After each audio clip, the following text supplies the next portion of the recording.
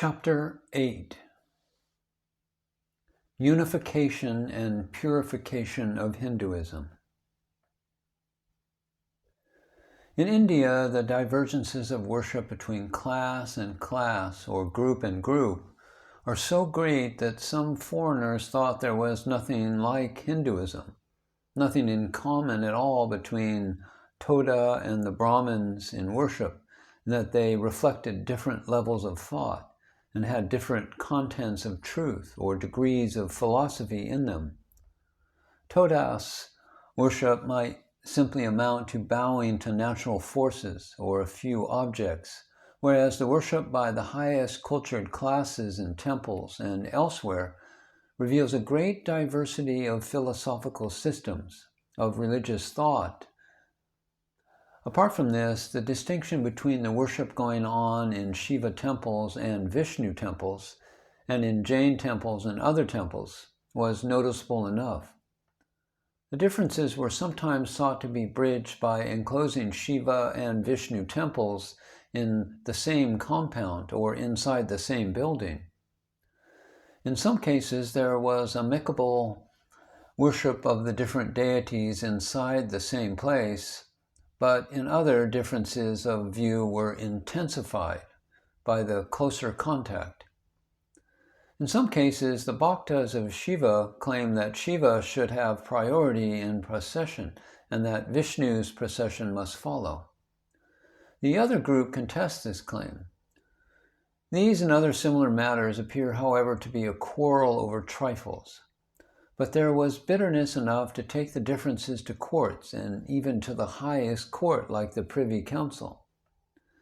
It was not easy for anyone to say that there was a single religion called Hinduism, the characteristics of which one could set out. In any case, there was a war of literature going on during the last 2 or 3 centuries, developing bitter antagonism between Shiva and Vishnu faiths, and between Jain and both of these, and other similar religious institutions. The quarrels were always on non-essentials, but anyhow they prevented unity and sowed dissension. The consequence on society was to weaken society, and on religion was to demoralize religion.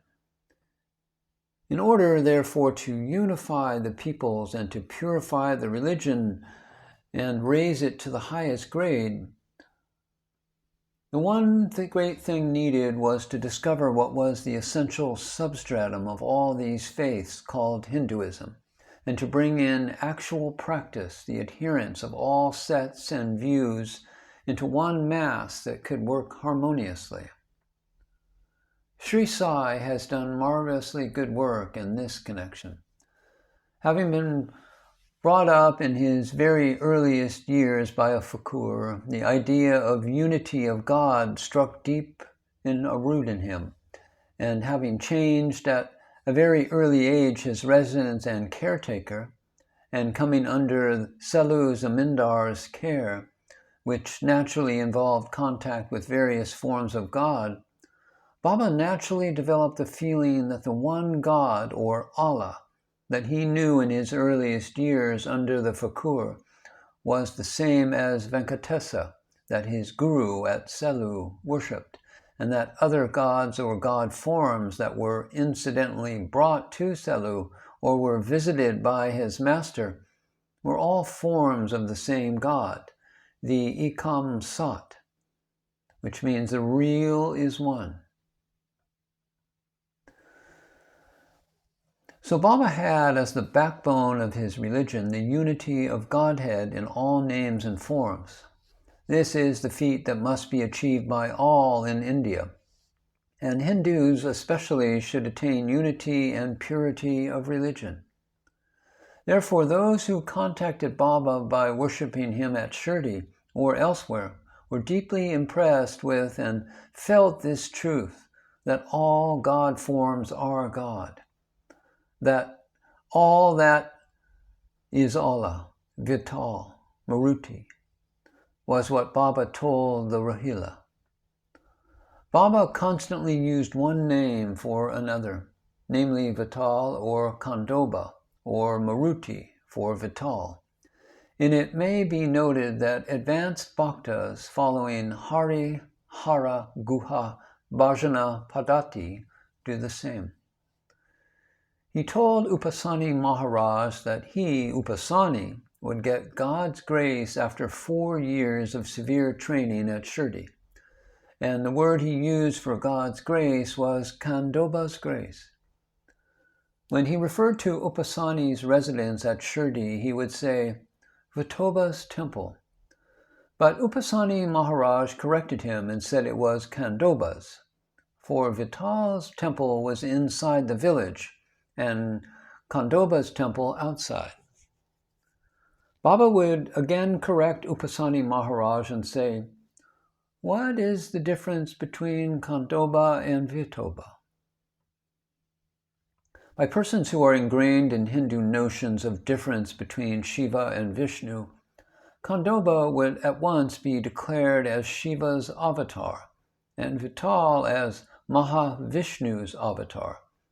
And so the two cannot be the same in their functions, their dresses, and their pleasures. The two, Mahavishnu and Shiva, are severely contrasted daily by mirthy-minded Hindus.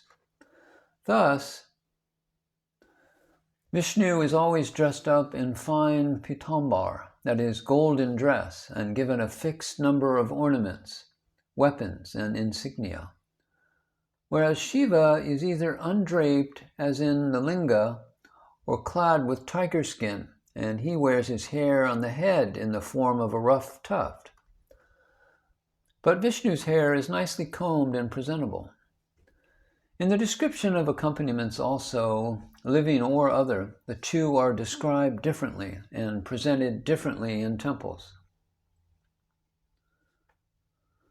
Mahavishnu is surrounded by Lakshmi, Bhaktas, Bhagavatas, all wearing namams, whereas Shiva is ash-besmeared and surrounded by ghouls and demons and fierce-looking creatures, for he is supposed to dwell in the horrid cremation ground, which it is considered a pollution to visit.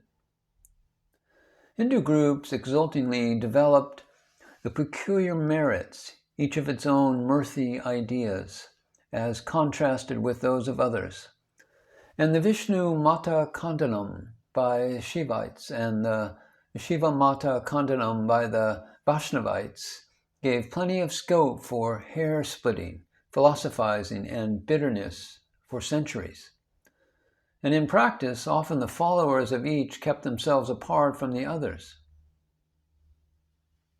Even in the Valmiki Ramayana, Balakanda, there is a chapter showing that Shiva came to conflict with Vishnu, and even after they stopped their fight, their followers continued their fight. This unedifying spectacle of degrading religion by enthusiasm over unessentials and exulting over differences has worked sufficient harm already to the great neglect of the essence of religion that should alone be stressed by all sensible and truly religious persons. Baba therefore drew the attention of all his bhaktas to the fact that whether you call your God Shiva or Vishnu, he is the supreme power that is responsible for the creation, maintenance, and the withdrawal of the world. And he gives you all that you need, and finally, the highest bliss at his own feet.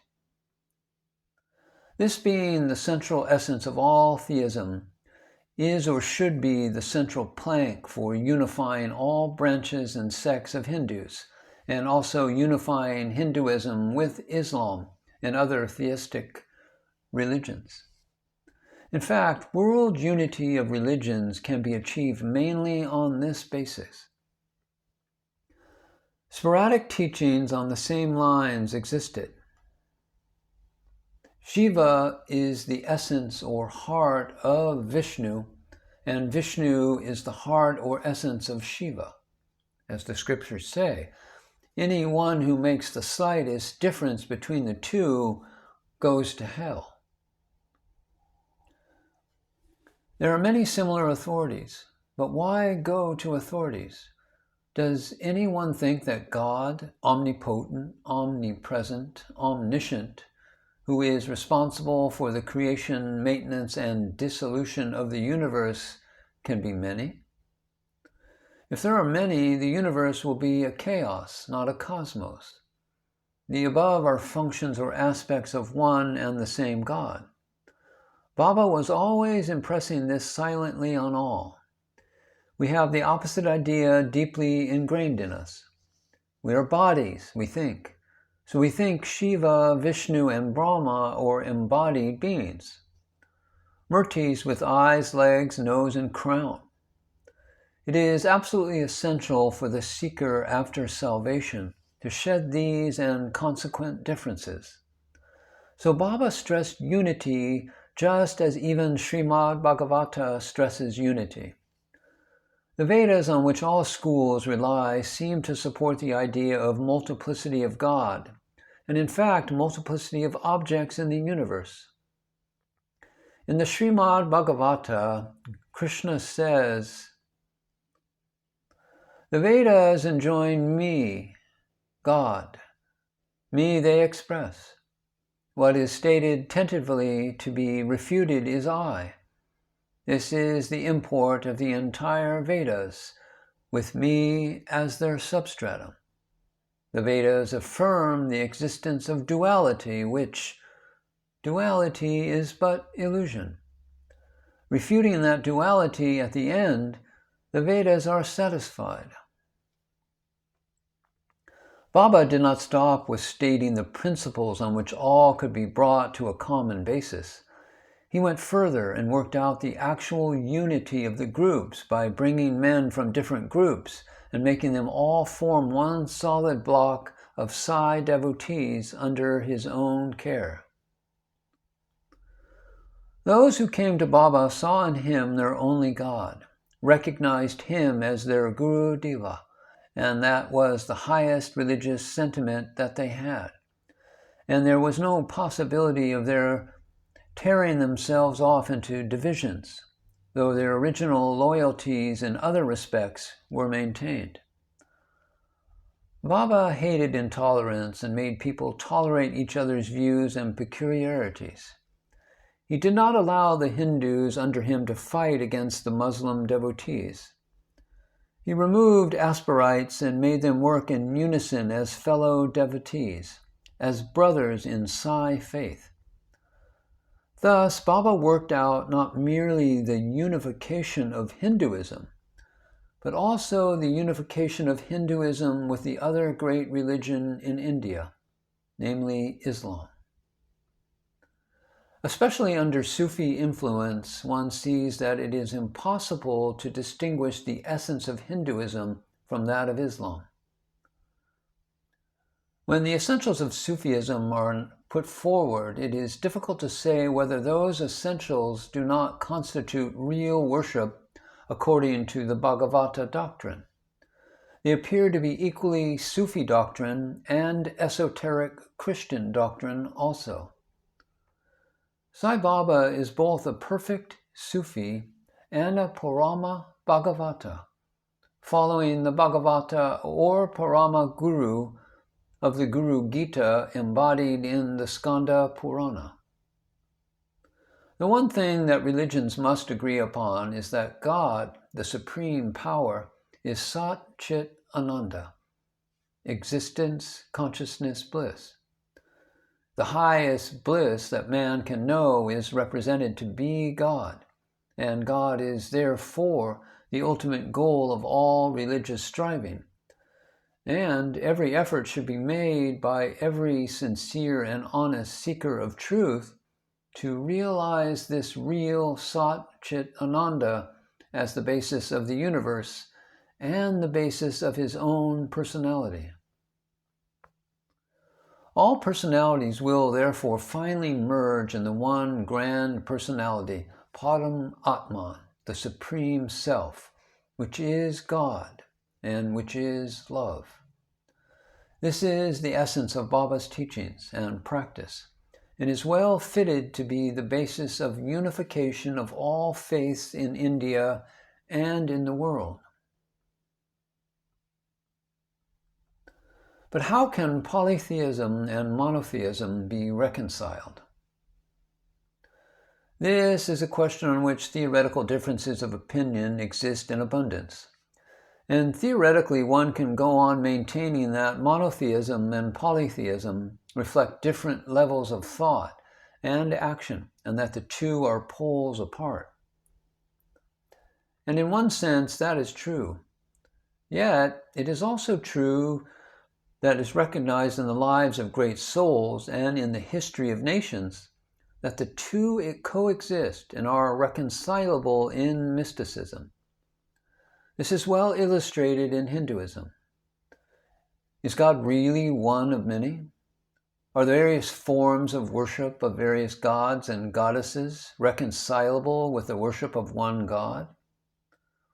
In the case of the one God, is worship necessarily external and formal, or might it be equally advantageous, if not more advantageous, without external formalities? Is the realization of pure Satchit Ananda a form of worship? If it can be termed worship, then probably the term worship must have an extended significance, which ordinarily it does not have.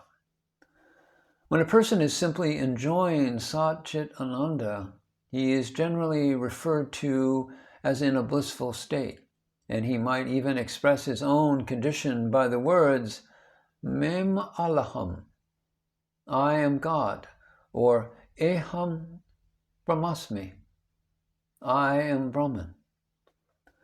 That is, if the individual soul has so completely surrendered itself to and got identified with Param Atman, the Supreme Self, then there may be no such thing as relation of one soul to another.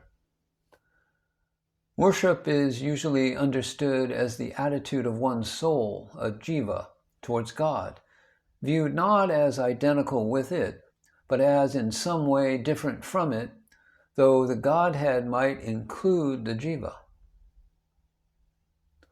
One might worship a God which includes oneself because it includes others also, and is thus different from oneself. If worship must necessarily connote differences between the worshipper and the worship, it is not correct then to say that the merger of the individual soul in Param Atman is an act of worship. There, worship ends. But ordinarily, no one would think loss of identity is worship. In fine flights of poetry, as in the pages of Wordsworth, we come across passages where the soul is lost in admiration of the beauty, the infinite character and the glories of nature, treating them as expression of love and joy arising on God's visitation. That is described sometimes as an act of worship, as loss of self is only temporary. Even the person who worships a God form is lost in it for a time and then comes back to himself and treats that form as different from himself. A mystic has various stages, one stage of which is losing himself in nature or in a God form other than nature. Thus, nature and he are two different objects, and that is how the term worship may be applied to such cases. But apart from verbal differences, taking only the essence into consideration, if God is bliss and man is only a spark from God, the spark, after much sadhana or spiritual practice, gets reabsorbed in the original flame from which it came. Then the process of approaching, absorption, and getting back may be called worship. But in the end, that is being permanently part of the original flame or bliss or love, which is called worship, as a means and end are bundled together. Worship is usually described as a sadhana or means, and the end of it is reaching God. Persons of all grades of development were flocking to Baba's feet and a very large number of them were incapable of any laya or merger in God. But a few, like Wordsworth's Youth at Sunrise, occasionally touched that laya. Once Balwan Kapardi and Bhishma went out in the morning when dew was falling and the sun was just rising. The sun's rays hit them and threw their shadows behind them. Their shadows began with their feet and continued right on to the distant horizon. And at the horizon there was a rainbow caused by the piercing of the dew by the sun's rays. Thus, the long shadow of each of them was crowned with a halo of iridescent seven-colored rainbow. This struck each of them as marvelous. From each one, who is finite, goes out an infinite shadow, which at the other end is crowned with divine glory. This was by the rays of the sun, who sends his rays upon all. The sun is typical of God. The halo of glory cast around the head of the shadows also was typical of the Godhead, and so each one had a feeling that he himself was identical with that elongated shadow which had a crown on its head. Therefore, each one dimly sensed his divinity. The finite body and its infinite glorious shadow were really one. The sun showed the oneness. That was the mystic meaning to be attached to their morning experience of the sun, the dew, and their shadows. They communicated their experiences to G.S. Karpadi, who said that Baba had kindly given them a mystic experience of Atmananda, the self in bliss. With this uppermost in their minds, they went to see Baba. Baba gave them a smile of approval and said nothing. One would take it that Baba set his seal of approval on their interpretation of this natural phenomenon of having long shadows of themselves crowned with divine glory, and considering the same as typical or significant of their being in essence divinity, something infinite, blissful, and beautiful, and that their jivas must be recognized by each one of them as being the Param Atman, that is, divine, as was demonstrated by their blissful absorption for a moment. Baba similarly expressed his approval of the use of music, also for purposes of enabling the jiva to get laya in bliss. Baba himself in his early days used to dance with tinklets tied to his feet, singing rapturously songs of Kabir, some of which undoubtedly referred to the beauty and blissfulness of infinite Godhead. Baba must have enjoyed that which is enjoyed by the devout bhakta in moments of musical immersion. Is it possible for a man whose mind does not melt with music to obtain absorption in any other way unto God? As the scripture says, Baba told Rangari that on the night previous to his coming, there was bhajan and music, and all night he was in rapture. They abused me, Baba said. Yagaraja, who, like most Hindus, reveled in meditating on the details of form of God, attained laya, or mystic absorption, especially with the aid of music. Sufi and Christian adorers of God without form also succeed oftentimes in merging themselves in rapt communion with God. Both these groups of mystics show that concentration in the end gives the longed-for bliss of God and is the way to reconcile all religious differences.